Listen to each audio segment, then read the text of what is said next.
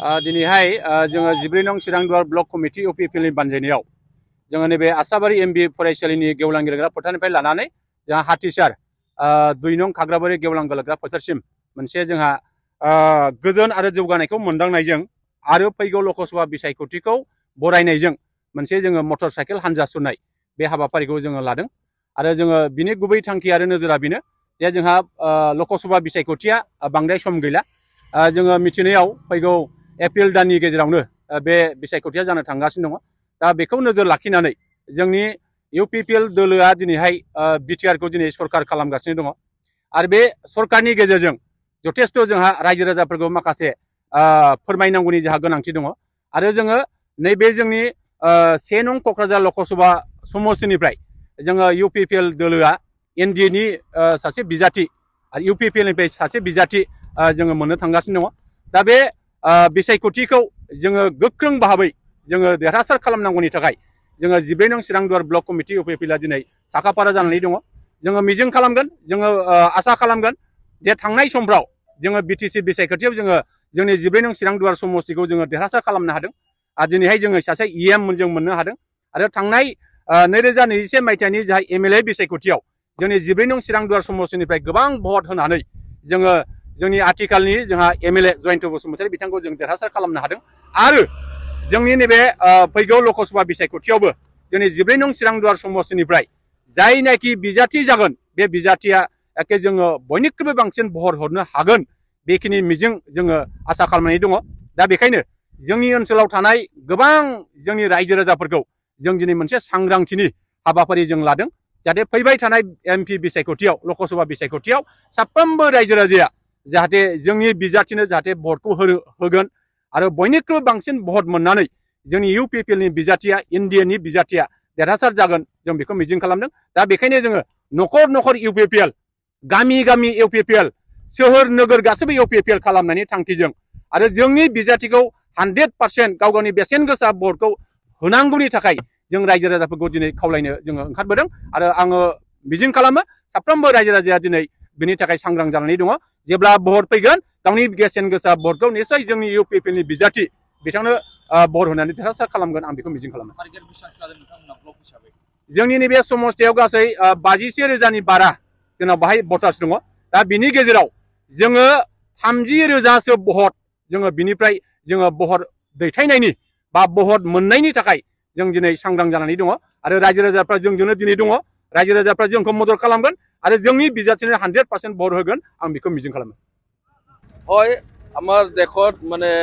লোকসভা নিৰ্বাচনৰ সমাগত ঘোষণা কৰা নাই যদিও মানে ইলেকশ্যনৰ বতাহ এটা গাত লাগিছে সকলো মানে দলীয় কৰ্মকৰ্তা প্ৰতিজনৰ গাত মানে নিৰ্বাচনৰ কথা মানে বতাহ লাগিছে গতিকে আজি চিৰাং জিলাৰ অন্তৰ্গত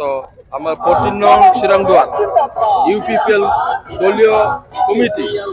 ব্লক কমিটিৰ নেতৃত্বত আজি মটৰ চাইকেল মিছিল এই মিছিলৰ যোগেদি আমি সজাগতা তথা ৰাইজক মানে বাতাবৰণ নিৰ্বাচনৰ বাতাবৰণ আমি বিলাব বিচাৰিছোঁ কিয়নো আমাৰ ইউপিপিএল দলৰ মানে হয় যিহেতু নিৰ্বাচনত ভাগ ল'ব প্ৰাৰ্থিত্ব যিহেতু দিব গতিকে আমাৰ চিৰাং জিলা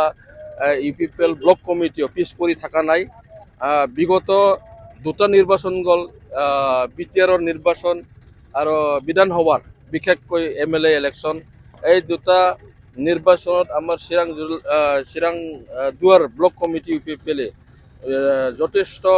মানে ব্যৱধানত আমি জয়ী হৈছোঁ তো গতিকে এটা উপলব্ধি আমাৰ আছে যিহেতু বিটিচিৰ শান্তি বাতাবৰণ চলি আছে হৈছে আৰু ৰাইজে চুকে কোণে বিভিন্ন সম্প্ৰদায় আৰু শ্ৰেণীৰ মানুহবিলাকে সন্তুষ্ট হৈছে আৰু উন্নতিৰ যিহেতু চলি আছে তাৰ প্ৰতি উপলব্ধি আছে তো গতিকে আৰু তাৰ এইটো লৈ সংগতি ৰাখি যিহেতু সমাগত নিৰ্বাচন তাকে আমি চিৰাংদুৱাৰ ব্লক কমিটি ইউপিপিএলে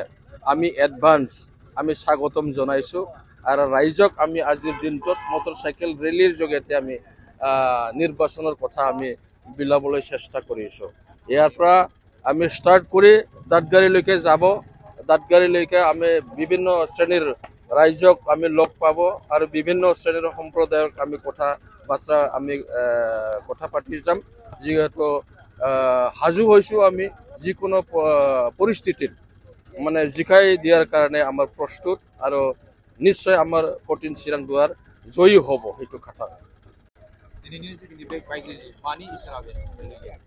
इसोरा बियो फैगौ लकसभा इलेक्शनखौ जोङो एडभान्स जोङो बरायबाय स्वागतम। मानो जोङो बरायदों होनोबा जिहेतु जोंनि प्रमद बर' जोंनि मानव गेदेर प्रमद बर' बिथांनि दैदेननायाव जिहेतु बिटिआर सरकार सोलिदों आरो दिनैहाय दोलोनिबो आफादगिरि दिनै केन्द्र कमिटि सेन्ट्रेल कमिटिया जायखौ थांखिया मानो जोङो बेखौ बोजबगोन आरो बेखौ बोजबनानै देरहाहोनायनि खामानिया जोंनि खामानि। दिनै चिरां जिल्ला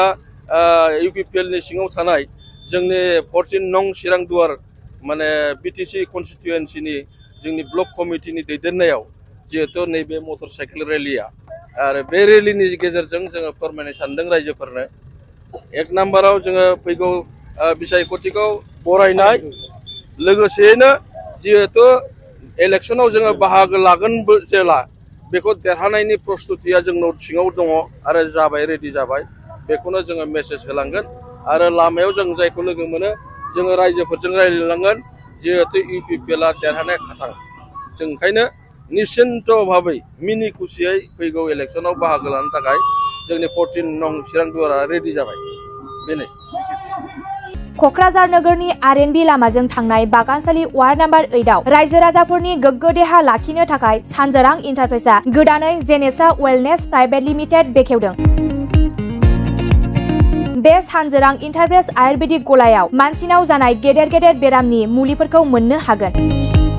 किडनिकाव अन्थाइ जानाय, आथिं आखाइ जरा जरा सानाय, लिभार गाज्रि जालांनाय, मोदोमनि माननाय आरो बेनि अनगायैबो बायदि बायदि गेदेर गेदेर बेरामफोरनि मुलिफोरखौ बे सानजोरां इन्टारप्राइजआव लांफैनो हागोन। सानजोरां इन्टारप्राइजआव गासै बेरामनि मुलिफोरखौ हलसेल राङावनो लांनो हागोन। सानजोरां इन्टारप्राइज बिगोमाया फोरमायबावनाय बायदिब्ला नैबे 9954157149 जानबुं नाम्बारनि गेजेरजों नोंथांनि गोनांथि जानाय मुलिफोरखौ सुलाद लानो हागोन।